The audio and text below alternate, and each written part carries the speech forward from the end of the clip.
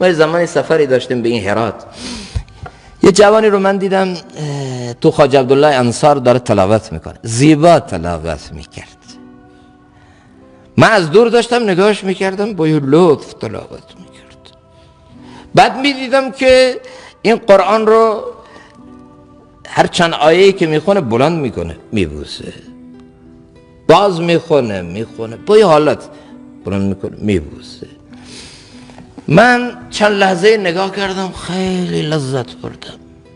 یا الله چقدر زیبا میخونه این.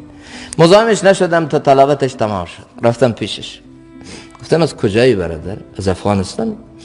گفت نه من از ترکمنستانم. گفتم اینجا چی کار میکنی؟ گفت الله تعالی قصه من درازه، بیا بریم با هم یه چایی بخوریم. رفتیم نشستم. گفت من یک شکست عشقی و یک شکست احساسی تو زندگیم خوردم. نامه قصهش مفصل بود، ما دانشجو بودیم، چنین شد چنان شد، نامه هایی از یک محبوب من میرسید، هر جا اسمش بود بوسه میزدم، چنین چنان. نامه هاشو که میخوندم حسی حالی داشتم، تا ای که او مرد و با مردن او الله من رو با خودش آشنا کرد و من فهمیدم عشقی که از پی رنگی بود، عشقی نبود عاقبت ننگی بود. بعد گفتم بیام با خدای این آشتی کنم. بعد باعث شد یه شبی من توبه کنم.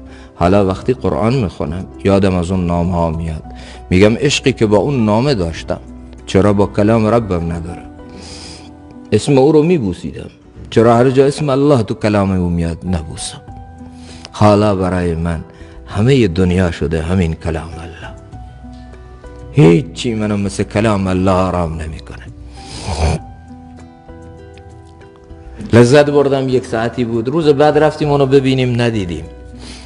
ظاهرا ما مزاحم خلوت و تلاوتش بودیم، نخواست بیشتر از این با ما باشه.